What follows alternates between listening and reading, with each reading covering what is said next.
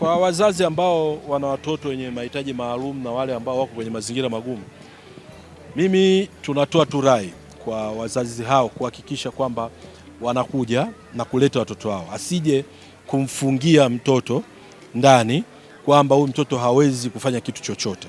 Sisi tunasema kwamba tuletee huyo kijana wako, tuletee mtoto wako mwenye mahitaji yoyote maalum, ili sisi tuweze kumpa ujuzi.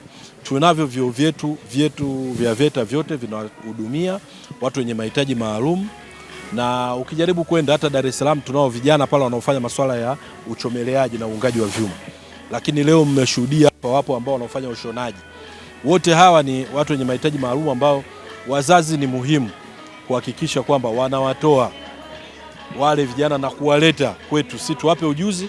Baada ya hapo wale vijana watakuwa na uwezo wa kwenda kutekeleza shughuli mbalimbali. Na sisi VETA tuko tayari kuwapokea, na tunayo miongozo ya kuweza kwa walimu kuweza kusimamia na kutoa mafunzo kwa watu hao wenye mahitaji maalum.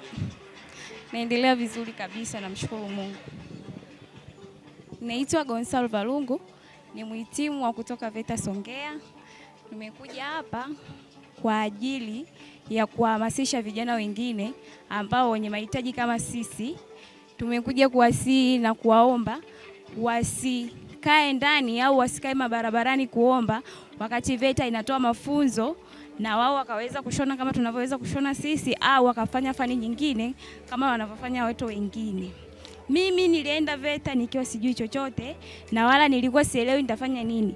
Lakini kwa kupitia madam na mkuu wa chuo walivyonipokea vizuri, nikafika nikafanya vizuri, na mpaka sasa nina ofisi yangu na wanafunzi wangu ambao wananitegemea, na vile vile yani kupitia VETA ninaweza kuitunza familia yangu. Mimi sasa hivi ni fundi ambaye ninaaminika kwa kiasi kikubwa na jamii, na hayo yote nimeyapata baada ya kufika VETA.